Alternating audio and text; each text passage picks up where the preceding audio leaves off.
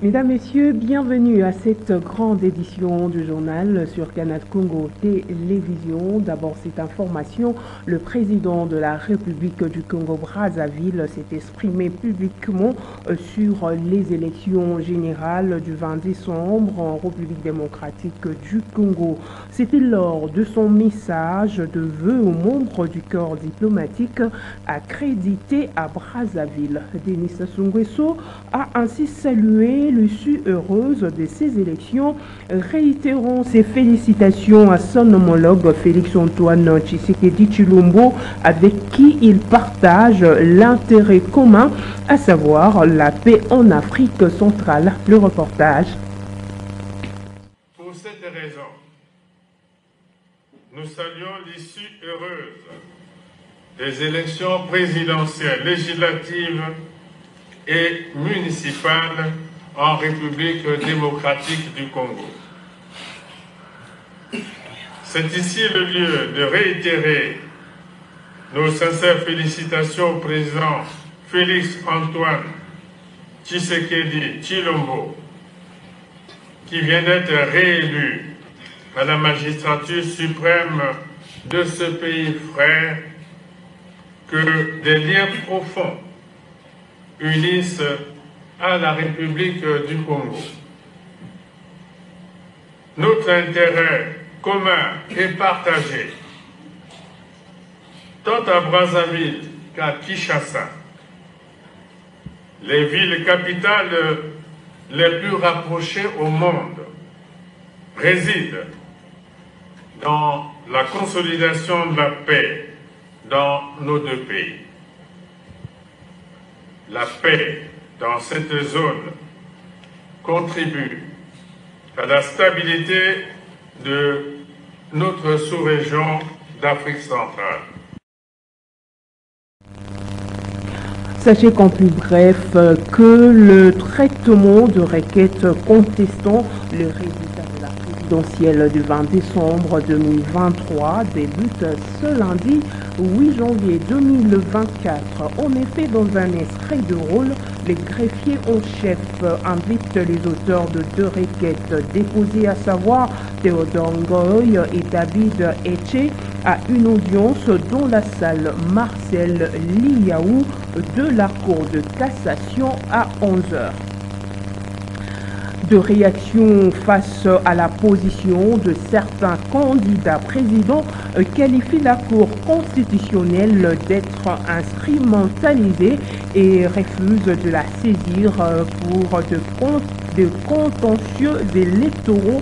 L'acteur politique Timothée Lenoir rejette en bloc ces allégations plutôt. Il est au micro de Maxime Makabo. Non, mais écoutez, il y a une chose. Il faut faire comprendre à l'opinion que nous sommes un État démocratique. Il est du devoir démocratique que tout le monde se mette à l'aise par rapport à sa posture. Aujourd'hui, s'il y a certains candidats présidents qui estiment qu'ils doivent saisir la Cour constitutionnelle, je ne peux que les féliciter par rapport au respect des textes et des lois. Aujourd'hui, moi, personnellement, étant citoyen congolais, étant du pouvoir, je ne peux que crédibiliser notre Cour constitutionnelle, parce qu'à ce que je sache, la Cour constitutionnelle reste jusqu'à preuve du contraire toujours indépendante pour servir et accompagner la République. S'il y a des candidats présidents estiment qu'ils doivent consulter la Cour constitutionnelle par rapport à leur désarroi, c'est la démocratie. Mais quant à notre niveau, au niveau du pouvoir, particulièrement au nom de l'Union sacrée, nous nous mettons à l'aise. La CENI a publié les résultats provisoires. Tout est entre les mains de la Cour constitutionnelle en ce moment. Du fait d'être fier de la présence de cette Cour qui est très très bien constituée avec son président Kamolete et qui est d'ailleurs par-dessus tout un homme de Dieu, j'estime que la loi sera dite. Donc, supporter au nom de l'opposition, que tout le monde soit à l'aise de par ses convictions. Si on doit dire, y a-t-il des conséquences par rapport à ces refus, j'ai dit non. Aujourd'hui, il faut apprendre à lire les signes du temps. Et je ne mérite pas rester dans un état d'esprit propagandiste ou encore demeurer dans le populisme. Mais j'estime que le président Antoine Félix Tshisekedi Fachi 20 a été élu. La CENI a proclamé provisoirement, la Cour constitutionnelle fait son travail, celui qui se sent mal à l'aise, il n'a qu'à saisir la Cour comme Théodore Ngoï. Quant à ça ne bouge pas la République, la terre continue à tourner, la République attend une confirmation, la République attend un nouveau gouvernement ou encore des animateurs des nouvelles institutions, afin de permettre à notre républicain de se mouvoir encore davantage. On parle toujours élection du 20 décembre 2023 en République démocratique du Congo, déclaration conjointe SENCO-ECC à la suite de l'observation électorale pour la justice et la paix post-électorale. Pour Monseigneur Donatien Cholet, secrétaire général de la SENCO, ces communiqués attirent l'attention de la Commission électorale nationale indépendante, celui et des autorités judiciaires du pays pour que le processus ne s'effectue de manière non apaisée. De la mission d'observation SENCO-ECC attire l'attention de la CENI et des autorités judiciaires du pays pour que ce processus se clôture de manière apaisée. Eh bien, dans le contexte sociopolitique, généralement, chacun tire le drap de son côté. La vérité est que l'Église catholique, ensemble avec l'Église protestante, se sont engagés à accompagner le peuple congolais dans la consolidation de la démocratie, par l'éducation civique, par l'observation électorale, par la prévention des conflits notamment. Et là, nous venons ensemble d'organiser une mission d'observation électorale dont le rapport a été, la déclaration préliminaire a été rendue publique. Évidemment, dans cette déclaration, on a fait mention de beaucoup d'irrégularités qui devaient être prises en compte dans le traitement des résultats.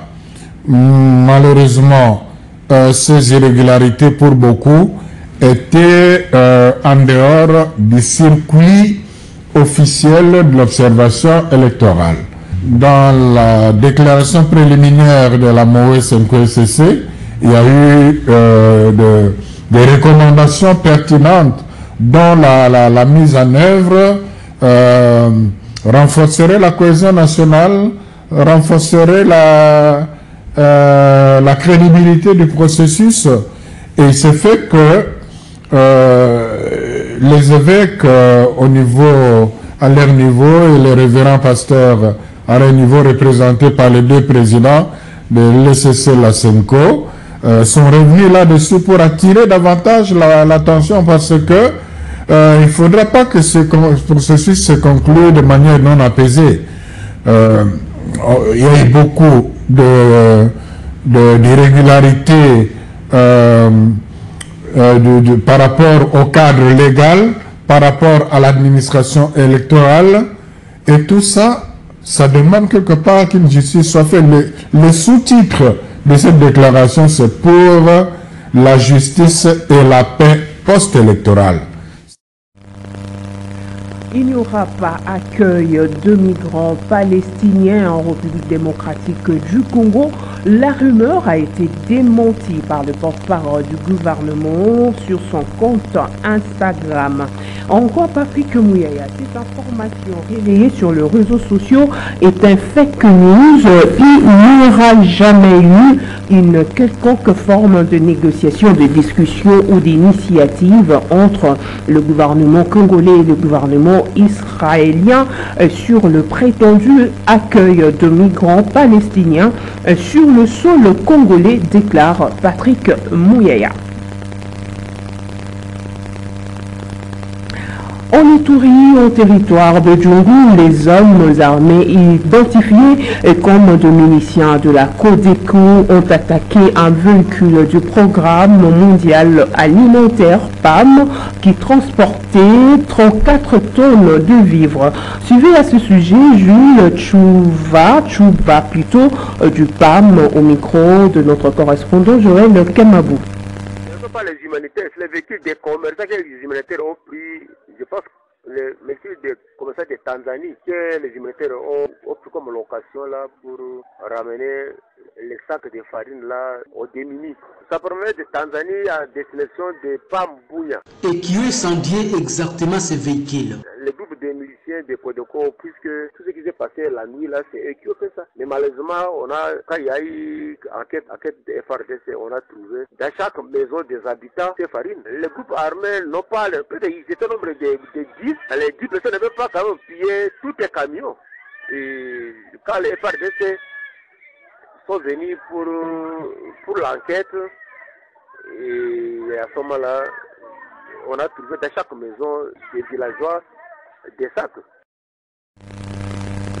Le ministère de l'enseignement primaire, secondaire et technique confirme la reprise de cours pour ce lundi 8 janvier 2024 à travers toute l'étendue de la République après plus de 2 semaines de fête de fin d'année. C'est une information que Joël Tadendanga, chargé de communication du ministère de l'EPST, confirme pour couper court aux rumeurs qui circulent sur la toile. Suivez.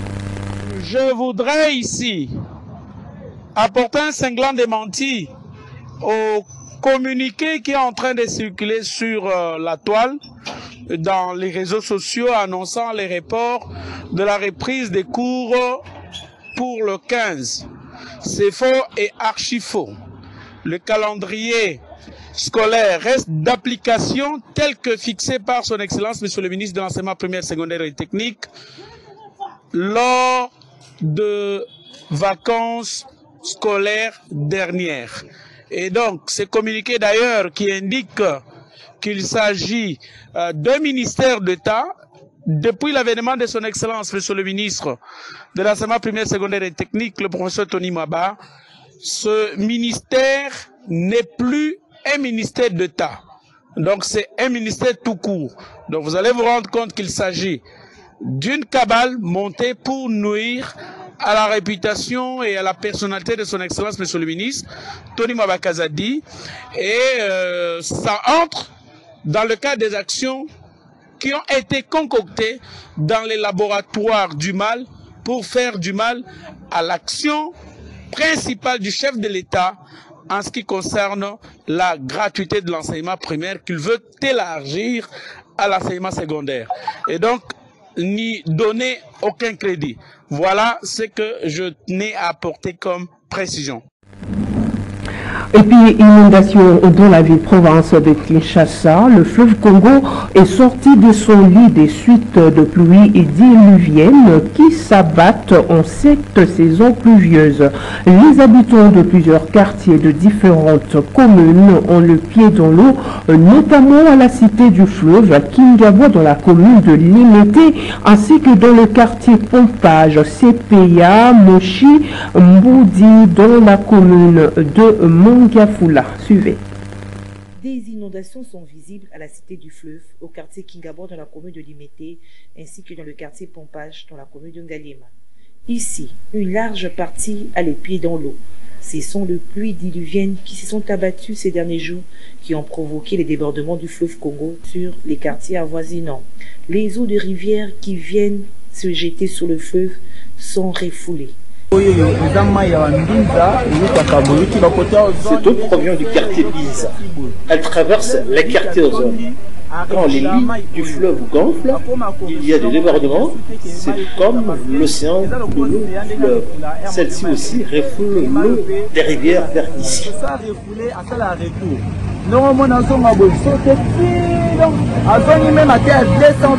Des inondations qui n'ont pas seulement rendu les routes impraticables, mais elles ont également paralysé les activités commerciales. C'est vous-même cette inondation. Les habitants de ces coins ont déménagé, abandonné leur maison parce que la vie n'est plus possible ici. Vraiment, les autorités viennent au secours, peuvent construire un mur. Quand l'eau va monter, que cela n'atteigne plus les maisons. À cause de ces inondations, une activité rentable pour quelques-uns a vu le jour ici, au niveau de ce pont inondé érigé non loin de Carigrèce.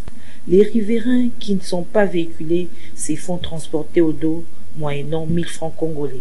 Et ceux qui empruntent les motos font la traversée en ayant les pieds trempés dans l'eau jusqu'aux genoux. Vous allez constater, nous transportons les gens sur le dos et nous les aidons à traverser d'un côté vers l'autre. Avec la saison pluvieuse qui se poursuit, les habitants de quartiers inondés ne sont pas au bout de leur peine. On parle santé à présent. Vous le savez peut-être que plusieurs personnes sont touchées ces derniers temps par l'épidémie de la conjonctivite, appelée communément à Kinshasa Apollo. Cette maladie gênante est très contagieuse et peut être évitée par la mise en quarantaine de la personne atteinte et l'observance stricte des mesures d'hygiène, dont les lavages de mains. Suivez. Communément appelée Apollo, l'épidémie de la conjonctivite sévit dans la ville de Kinshasa depuis quelques jours.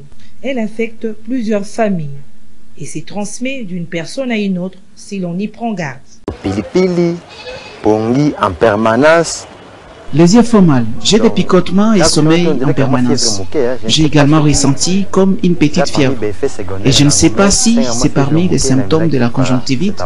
Par mesure de prudence, j'ai quand même pris des paracétamol. Le fait de voir que plusieurs personnes ont contracté cette maladie, je n'ai pas hésité à confirmer que je suis contaminé. Et j'ai directement pris des précautions en mettant des produits. Il y a quand même un changement. Je suis déjà à mon 4e jour. Je l'ai contracté à partir de mon enfant que je porte. J'ai très mal dans un œil comme si j'avais une plaie. La maladie tombe à la fin, mais cette maladie est difficile à supporter. Elle a touché toute ma famille. Cette maladie irrite l'œil et entraîne une inflammation de la membrane recouvrant la face antérieure de l'œil et à l'intérieur des paupières. Pour soigner la conjonctivite qui survient principalement dans les régions à forte densité de population avec un climat tropical et humide, les méthodes sont simples et accessibles à tous. La conjonctivite, c'est une inflammation des conjonctives causée par un virus, une bactérie ou soit une allergie. Comme les symptômes ou les signes, nous avons écoulement de l'amoiement. L'amoiement dans ces termes techniques. Et on peut avoir des yeux rouges, rougeur des yeux, rougeur oculaire. Et on peut aussi avoir des sécrétions purulentes au niveau des yeux. Parfois le matin, un enfant peut se réveiller le matin, les yeux collés. Donc il ne sait pas comment ouvrir les yeux. C'est ça l'écoulement des yeux ou les sécrétions purulentes au niveau des yeux le matin. La conjonctivite se soigne d'une manière très brève. On peut d'abord commencer par le nettoyage avec l'eau physiologique. Vous nettoyez sérum physiologique ou eau distillée. Vous nettoyez après avoir fini à nettoyer les yeux et vous mettez un antibiotique oculaire, un collyre que vous pouvez choisir. Vous pouvez prendre même un tétracycline ophtalmique, vous mettez et au fur de 2 ou 3 jours, ça va disparaître. Dans la plupart des cas, la conjonctivite est sans danger pour la vision si on prend toutes les mesures pour prévenir. Une bonne hygiène de vie est nécessaire pour éviter la propagation de ce genre de maladies, surtout dans les endroits où il y a de grands rassemblements.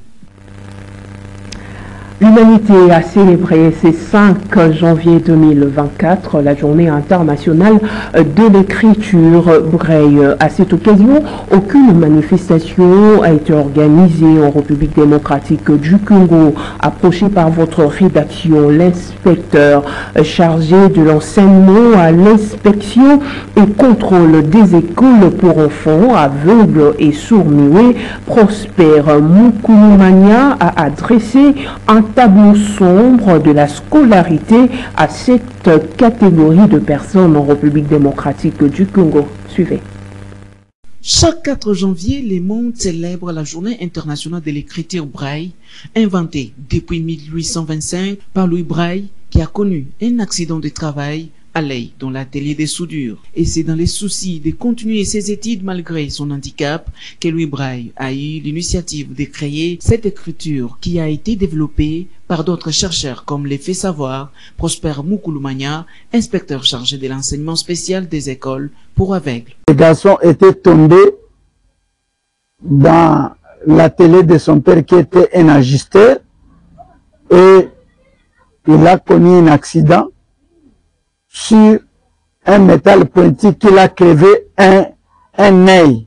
Et lorsque ses amis partaient à l'école, il avait aussi cette intention-là d'aller à l'école, étudier comme ses amis. Mais dans le même atelier où il était tombé non-voyant, là où il avait connu l'accident, l'atelier de son père, il a découvert cette écriture par les petites boules de soudure, de métaux que son père était en train de souder dans son atelier.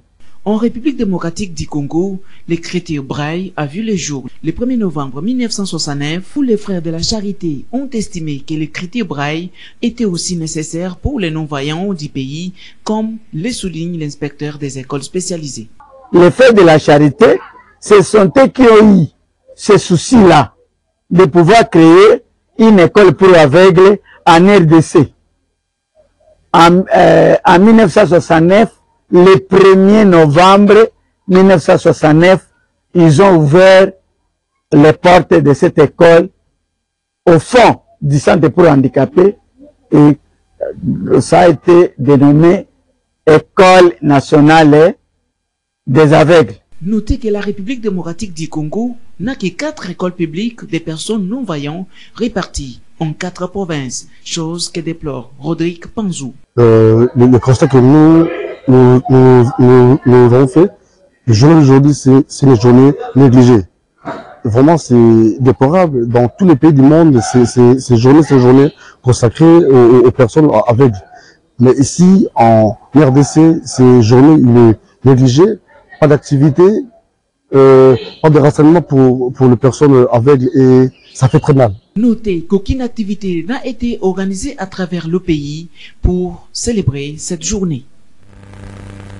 Et puis parlons sport à présent, avant de nous séparer. Les léopards de la République démocratique du Congo poursuivent avec les entraînements à Abu Dhabi, aux Émirats arabes unis, où ils préparent la 34e édition de la CAN Côte d'Ivoire 2024.